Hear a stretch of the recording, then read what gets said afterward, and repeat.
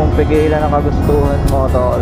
Kasi minsan kinakailangan talaga natin mag-relax. Katulad nito, kahit mag-isa lang ako, magre-relax ako. Ganito ako mag-relax. Kung hindi mo naman trip talaga magmotor, alam mo naman siguro sa sarili mo kung ano yung makapagpa-relax sa'yo.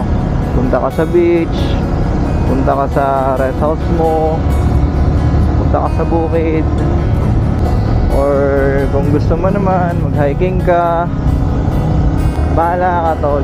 Huwag puro trabaho. Oo, sabihin natin na masaya, may pera ka, pero hindi pera yung tunay na pagpasaya sa'yo, tol. Kumbaga ang pera, instrumento lang yan eh. Tol, maniwala ka sa akin, kayang-kaya mo pasayahin ang sarili mo kahit mag-isa ka lang. Hindi mo kailangan dumepende sa ibang tao, kasi minsan sila pa yung hihila sa'yo.